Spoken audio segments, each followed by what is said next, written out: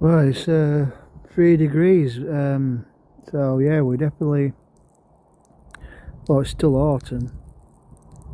Well, it's kind of autumn, soon be classed as winter time, won't it? I'm gonna have to get a half car cover at some point. Protect my windows. Now it's time to have my grub. Oh, and it is the black bin today. It's now Tuesday. Some of the depot drivers has got posh tablet which you can plug into your car, and kind of diagnostics, which I'm supposed to book in Thursday to get that done. But so I've been tableting tonight when buses are kind of died down. Obviously, we're now in historic code because it's gone off the yellow engine light, and I'll give you an idea what it is. I enjoyed the chips I had when I got back.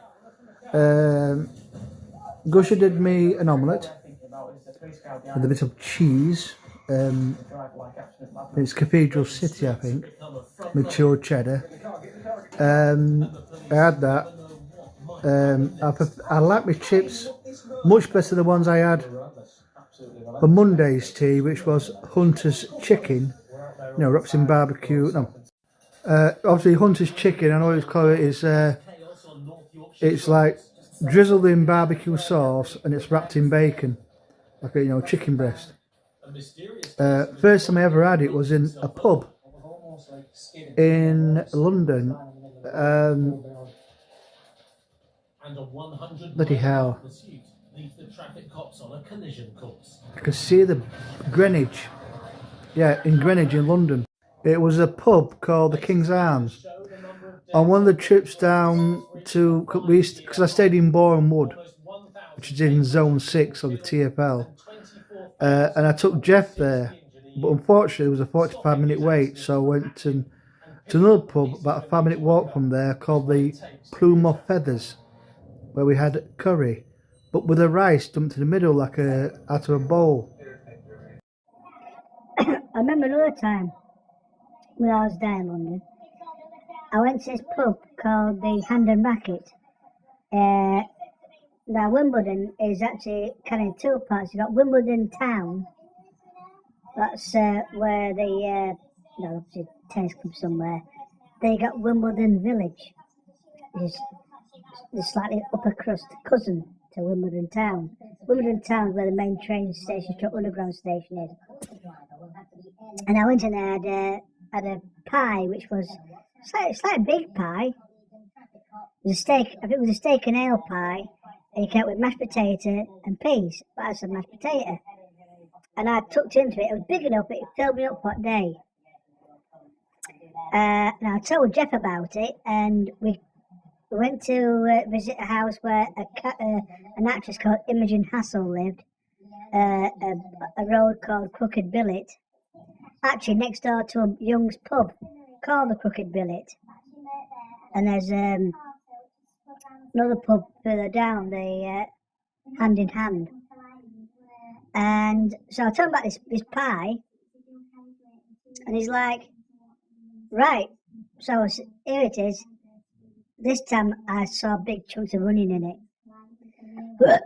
Now, there could have been that there was onion in it before, but it wasn't as pronounced. Jeff, appetite like an Ethiopian that's seen food in 4 years, tucked in with gusto, because he went for the large pie, peas, and mashed potato. I think I ate some of mine, but as soon as I clocked the big chunks of onion, it put me right off. Yeah, when I went to I'll never forget that, my first encounter with Hunter's Chicken. Beautiful pub called King's Arms in Greenwich. Not far a walk from the Greenwich Observatory and all that. And it was beautiful. Absolutely beautiful. The problem was, So when we went on this time with Jeff, there was like a 45-minute wait. So I said, sod this, come on. It's eating into our time. We've got in London before we had to head back on the Northern Line to either Edgware and then get the bus, or to High Barnet and get the bus. We mainly used Edgware because there's like a bus station next door to it, and you get I think it was the 107 bus to Bournemouth.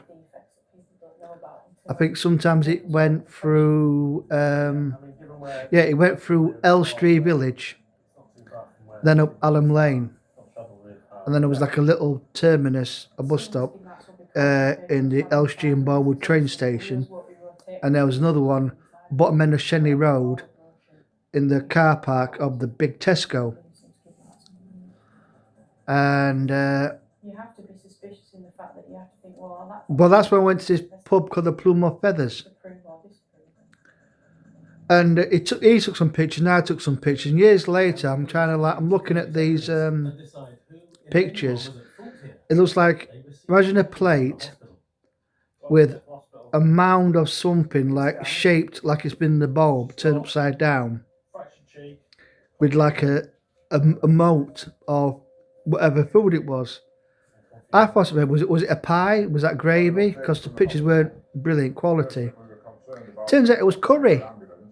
Now usually you have curry with rice around the edge and the meat and curry juice in the middle. Well, they did it differently. They must have the rice in the bowl, put it upside down, so when it lifted it up, it formed the shape of the bowl, and then put the meat and curry juice as like a moat, and that the rice was like the castle. I've never ever seen it done differently since then. I've never done like that, but it must have been.